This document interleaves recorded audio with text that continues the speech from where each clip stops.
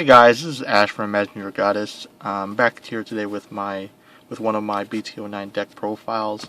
As you can see, we're revisiting Aqua, and today I'll be doing my Glory Maelstrom deck profile. So let's start things off. My starter is Officer Cadet Eric. It hasn't changed. I've tested using Estrella, and although I really like her art, she's Aqua slowly. She really isn't really that good when your opponent finds out that she lets you stand something by using her effect, if I remember correctly. But Eric's a bit more stable, since in this build I run about 9 grade 3s, and if you use him about the correct time in the game, you're usually going to get something with him. So he's generally a break-even instead of a -1. For my triggers, again, I'm using 8 stands. I differentiated the stands a bit because we got this new stand here, and it kind of plays a bit more tricks on your opponent's mind. Like, is he running 12 stand? And until they see the other trigger anyway. Aqua is basically the only clan I would ever recommend using only or primarily stands with.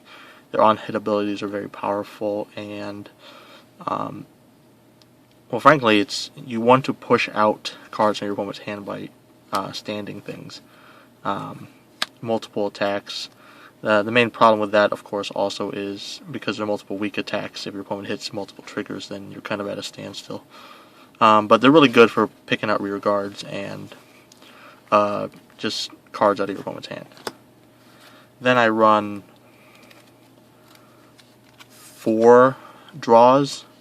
Aqua needs the hand advantage to keep up those, to get the ideal field, really. After you get the ideal field, it's not as important, but you got to have the specific cards on the field. You need your Storm Riders and your certain boosters and whatnot, and these help you get those faster. And this is also, also pretty good as defensive-wise. Oh, yes, and then finally, 4 heals. I don't know any deck other than Kage Royals, really, that wouldn't run 4 heals, and these save your life, can help you win the game, and let's just sack for the, just let you sack in general. Moving on to the grade 1s. I run 4 Theos. These aren't as important, since most of your Vanguards or attackers are going to be 11k anyway, so if you have like a 7k tech you want to do, that's fine. But I like Theo because he's a really safe grade 1 ride. You ride him, and they generally they won't. Your opponent won't put out other grade 1s to harass you with, unless they have 8Ks in their hands as well. So this is just mainly there because I want to ride him and not take too much damage early game. Then I run 4 Pascals. The meta we're in basically forces us to run 4 perfect shields. So, I feel like 4 perfect shields is the best. Well, it's the maximum, the best, and what you should be running to make sure you hit as many as you can each game to stop all those really deadly things like Dote and MLB, maybe even Platina, or the Blood, really. But yeah. Next up, I run 4 Stormrider Nicholas. He's the new Stormrider from set 9, and he's a 7k that lets you counterblast 1 when he attacks a Vanguard. You can switch him with whatever in that's behind him. And what I find is really good about him is he's a 7k, and he also lets you get off the 4th attack more often. But he's a 7k, so let's say early in the game you don't have any of the other Stormriders, so you have him, and then you have a Maelstrom behind him. And you activate the ability, then you can attack with the Maelstrom. This is probably not going to hit anything. But, see, late game you pull a Diamantes. Well, now this is a 7k booster. It lets the Maelstrom column swing for 18. And, Diamantes can do whatever with, let's say, a Glory Maelstrom. And now you have 2 11k attacks and an 18k attack. And that's pretty good. It's one of the reasons why I really like him. He lets you do the 4th attack, and then, of course, 7K booster lets you hit 18. That's a magic number versus cross rides, which is becoming very common thanks to Platina and the Blood becoming very popular. Then next up, I run 1 Battle Siren Dorothea. She's your primary Vanguard booster that you want behind your Vanguard, but since I only run her as a 1-of, I don't really get her a lot. However, she's nice when I do get her. She's kind of, just kind of like a win more card, 10K booster that's essentially conditionless in Aqua Force, and lets you hit 21 to swing those more bigger numbers, and so she's pretty good.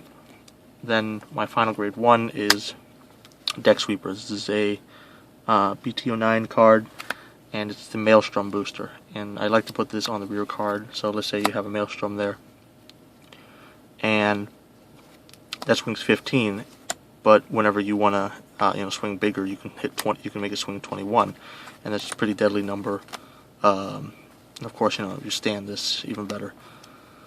But or actually, if they don't hit triggers, you could just swing.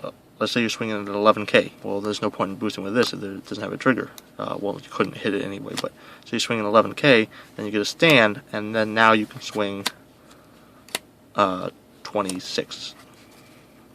So just a really good Vanguard booster, and thankfully I haven't had to ride him yet, so he's been good as a 1-of. And it's just, kind of one of those awesome techs, nice little tech things I like to put in my decks. Onto the grade 2s, I run 2 Basils.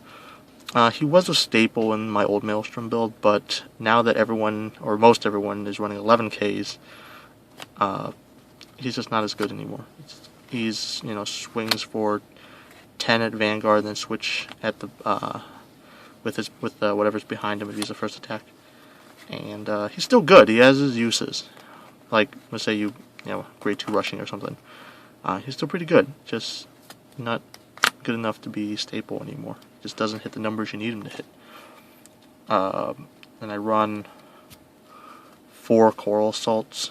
I was testing, Valeria and Algos, etc. again, but they haven't been working too well because they don't hit these swing 11, and most of the time that's a very safe number to hit. So having a lot of these is good. Problem though is that they're 8K, and if you have to ride one, that's pretty harsh.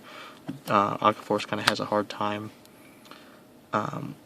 with riding low number things. It's kind of why I like to ride Theo, but yeah, that's just his main weakness. He's 8K, but he swings 11 on 3rd attack, so he's pretty good in that aspect.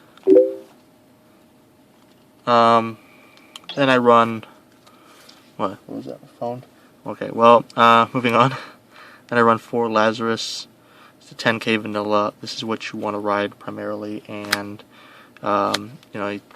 essentially he's just here to ride. Really, like, you don't even care to have him on the rear guard. Like, maybe on the column with the booster, but you don't really want him behind your, like, Diamantes or Basil anyway, because he won't hit unless you're fighting a 10K deck, which is getting really rare. But he's mainly here to ride, just so that you don't have to waste so many cards defending an 8K. And onto the grade 3s. I run 3 Diamantes, and, I really like him because he's an 11K attacker when he's the first attack and attacking the Vanguard. I might try a build down the line with some Benedicts, as I got a hold of a few recently, but right now there's too many 11Ks running around in my meta, and you need this to hit. Benedict just won't hit 11. It's part of the reason why I don't like Basil so much. Basil won't hit 11, and Lazarus won't hit 11. So this lets you hit 11, and hopefully, your ideal columns would be probably him, and let's say something like that in 2 boosters. So you swing 11, another 11, and let's say 7K booster, 18, then let's say Dorothea on limit break 26. So if you get a stand trigger, or 2 stand triggers, you'll swing with 2 more 16K columns. So this is kind of like the ideal setup to get more of your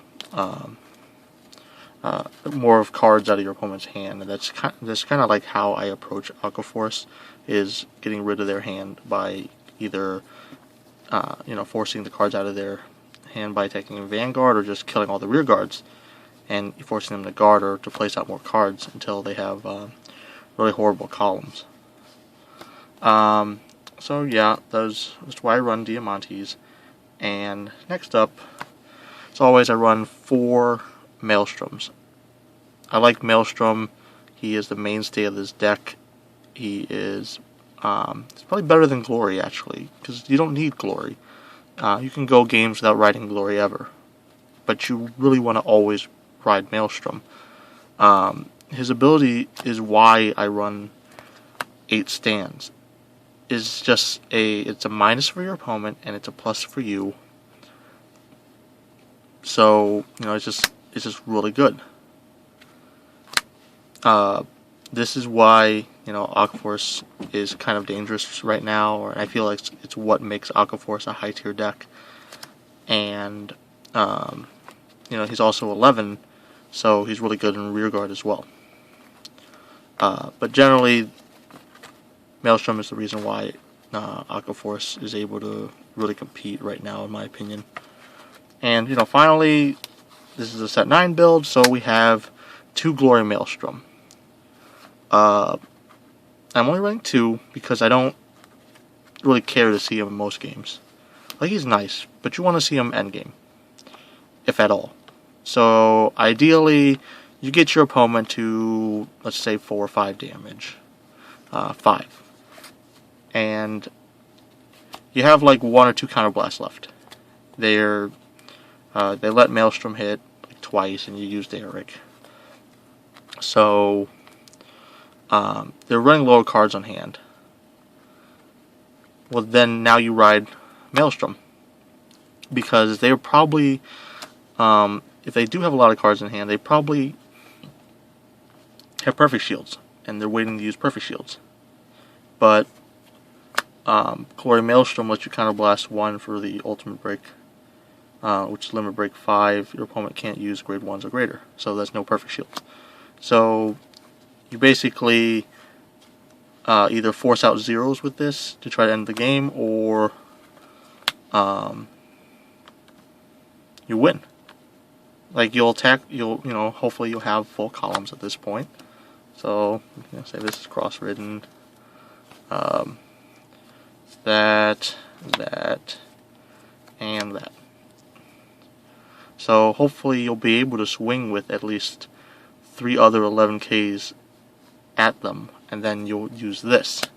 And then, with the potential to stand, that's going to go through a lot of cards, not to mention that this will either win you the game or force them to lose their zeros, which should hopefully get these through easier, because especially this column, with stands, these would be 16, and let's say it's at 11, that's going to be 10, so like a crit trigger to guard. But if you're forcing out the zeros with this, they'll have mostly 5s in hand, and we'll have to like perfect shield or use grade 1s and 2s to block or intercept. But generally, the deck is about pressuring your opponent. I like to drag on the game. I feel like that's my playstyle, and this variant of the deck kind of fits that, where you drag the game into the end game by just ruining their hand. I have been debating adding maybe 1 or 2 crit triggers in the deck, just for kind of like a surprise factor, because when people find out that you're not running any crits, they'll just take the damage, and that's cool. Like, they'll just take it and let you minus them and let yourself plus, hopefully. But wouldn't it be better if they took it and then, oh, it's a crit trigger, so you win the game? Anyway, yeah, this has been Ash with a Glory Maelstrom build. I might do another Glory Maelstrom build centering on Benedict sometime soon, but this is my main build for now for Glory Maelstrom right now, and it's been testing pretty well. And yeah, please like, subscribe, comment, and I'll see you guys next time.